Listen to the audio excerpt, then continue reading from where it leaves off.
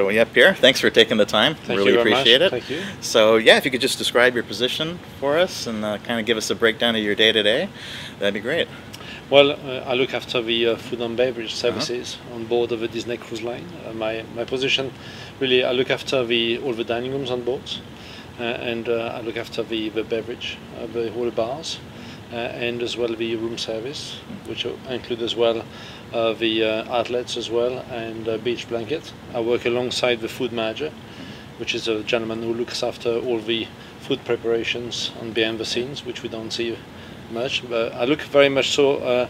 I look after the services really of food and beverage. I mean, we work as a team with the food manager and with all my teams. I mean, that's what I do on a daily basis. Really, first thing I get up in the morning is just to ensure that my operation is all ready to go, and I walk. Mainly in the morning, I do walk around all my operations just to make sure that everybody is there. We are ready to go, and before we open the doors, we are on time as well, just to meet the guest expectation. What other lines have you been on before Disney?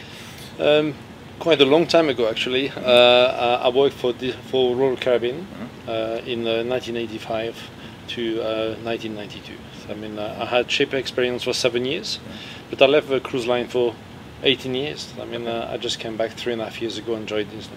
Yeah. And what drew you to Disney from the other lines? I think working for Disney has always been something I wanted to do, and I feel then I had an interview and I felt very comfortable, and I was looking forward to work for Disney Cruise Line, working with the families and the children. Yeah. That was the important part of it. I have my own family, and I think we all relate to that when we work on board. Sure. We have we see the children having fun and having some magical time on board, and suddenly we just relate to our own family at home. I mean, it's a great thing about it. But the reputation of Disney as a company of all is it's quite amazing and very privileged. And there's so much you learn every day with Disney, and we have an amazing Disney University who come on board, and actually they're coming on board next week, and we will have some classes and some on one-on-one as well, and they're fascinating people and so exciting, and so just open your eyes to so many things, and especially to our teams, help our team to grow. From a single crew member just started a few weeks ago to people who have been 5 or 10 or 15 years in the company. We go to classes and we learn a lot. We learn all the time. So that's actually on board then? They come on and they come on board, classes? Yes. Okay. When we have a new crew member, they go through for 3 days of induction of Disney Cruise Line and Disney Company. But as soon as they come on board afterwards, we have classes online. We have as well our own login, and we have special classes to go through. And mandatory as well, and we have classes on board, and Disney University visit all the ships.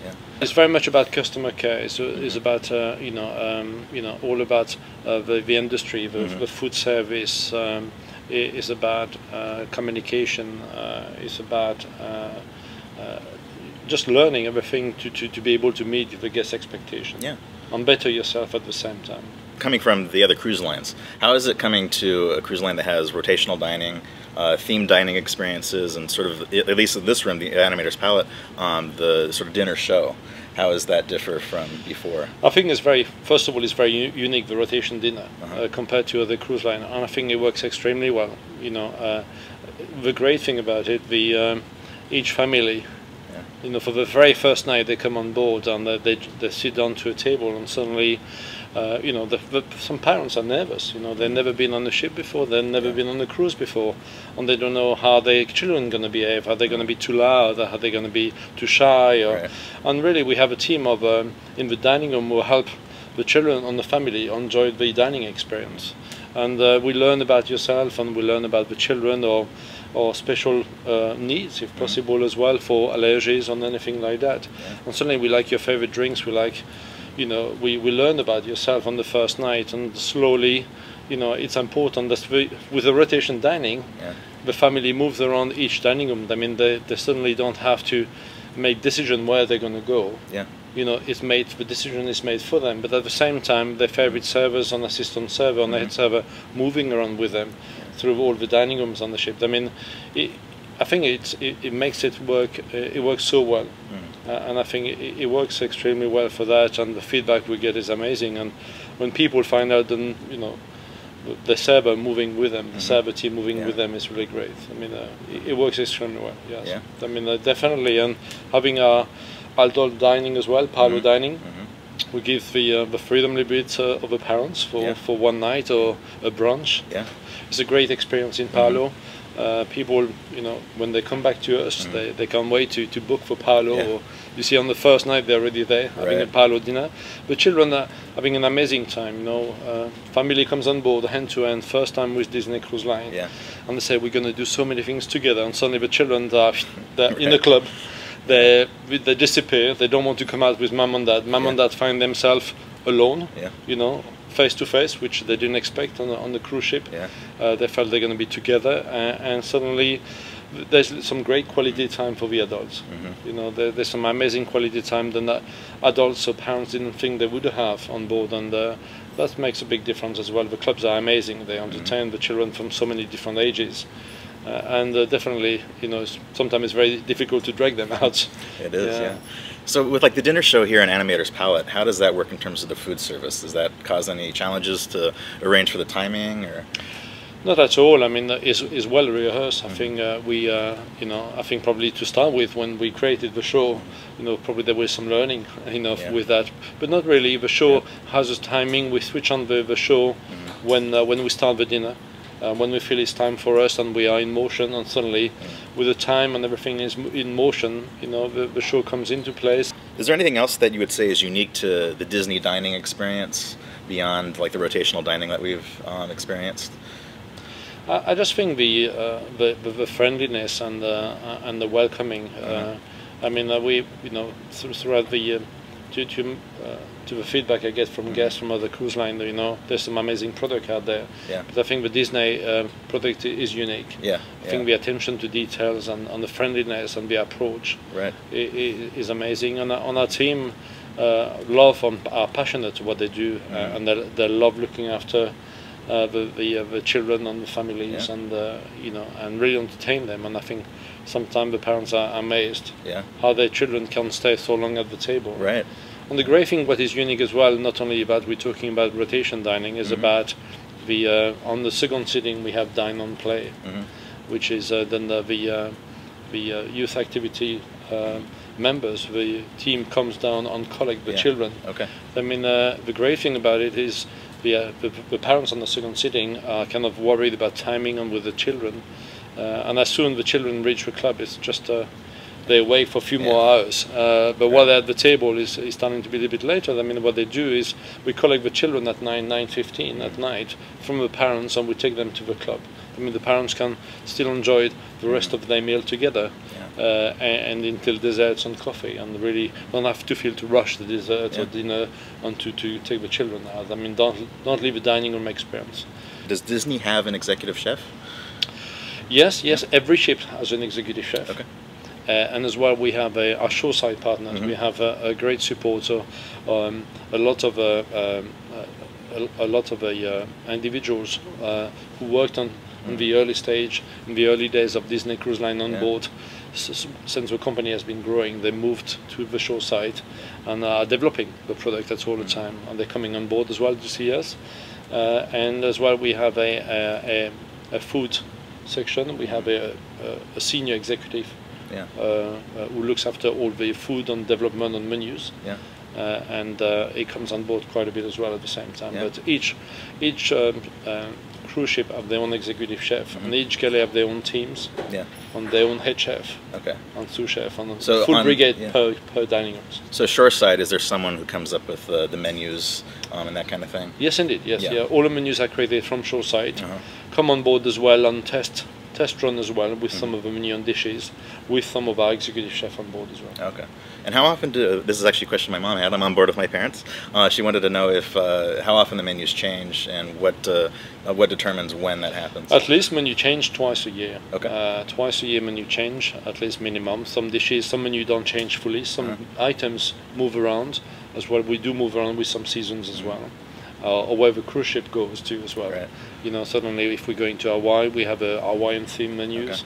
We're going back to Europe, with the Magic, and some of the menus will be adapted to the Europe and the different countries or places they will go. I mean, the menu do change a lot as well. And sometimes from a 3 and 4 day cruise, we move to a 14 and 15 day cruise. I mean, additional menus will come into place as well. Yeah. What is the provisioning like for Disney? Is it challenging in order to estimate exactly what you need for everybody on board? I think it's some learnings through the years. I think after so many cruises, you understand, and you need so many eggs, so many sirloin of beef, and so many chicken breast. Yeah. A lot of chicken. And indeed, on how much cookies do you produce per cruise. I mean, you suddenly start to really understand what do you need on a cruise by cruise basis. You learn from that. It's like running a factory or maybe a shop at home. Yeah. Suddenly or a mini supermarket, you start to realize which product going at. Right. A lot more than some others, and suddenly you have a top 50, top 100. Right. And really, cruise by cruise is very, very similar. The amount of a lobster tail or fillet of beef we are serving, or the quantity of shrimps, the amount of eggs we use on board, and everything else. I mean, very much so. It's with all the learning, suddenly you find the right quantity you need on board. Yeah. But I think the challenge can come across when you suddenly move out from your US port or environment. Suddenly you have to find the same quality product, and when the ship moves to Europe as well, we need European suppliers. We can't just stick to American product. As much we do have American burgers, product we ship across to Europe. But mainly we get supplied by US ports and by pre-selected product from our shoreside partners who visit factories or visit suppliers and make sure that whatever we have on board for our guests is the best. And as well, and like I said, we normally take at least 2 or 3 days extra provision per cruise. If in case suddenly we go on a 7-day cruise, we will have provision for about a 10-day cruise. Oh, that's good. In case we have a storm and we need to be away for more than an extra day out, or 2 days away. Yeah, well, that's good to know. We'd never go starving on a cruise ship, will we? No. No. So how are things different from the Magic and the Wonder to the Dream and the Fantasy in terms of food service? Is there anything? I mean, I know you have Remy on board, the Dream and the Fantasy, but beyond that? No, not at all. I think of course the size of the ships are different, and the design of the ships are very much different, and they have all beautiful different dining rooms on design. But really, the operation itself, except that you have extra guests in each dining rooms, there is not a lot of changes between all the 4 ships for food side operation. Just a lot bigger, more guests, and more crew to support that operation. Now, I understand with Remy that all provisions are separate for that restaurant. Is that true of Palo on all 4 ships as well, or is that separate? Yes, indeed. I mean, Palo, has been our I would say one of our restaurants, so popular and unique. Was created from the Magic. From the first ship was built for Disney Cruise Line, and it's so unique. And yes, we have certain food items. Then we have on board who comes on board just for part of this. If someone ever needs to be substituted, let's say someone is sick or ill, or for whatever reason they just opt out of their contract, what happens then? Do you have extra people on board that you can supply staffing from? Regarding my operation, on a weekly basis, I normally have always, maybe 2 or 3 or 4 crew members in my departments who are just come on board. And they will be on board for at least a week on training. They just joined Disney Cruise Line.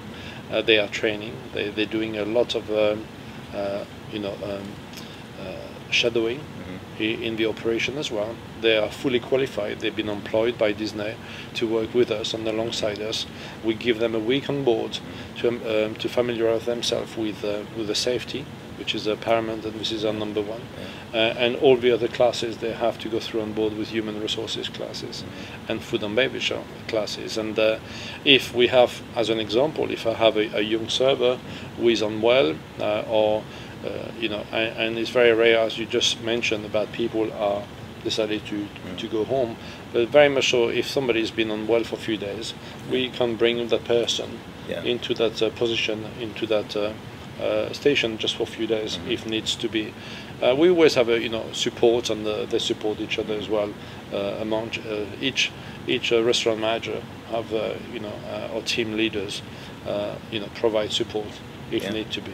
That's good. I mean, we always have a huge amount of staff, not overstaffed, but we have a lot of staff to look after our guests, and sometimes having one away from the operation for a few days doesn't make too much difference.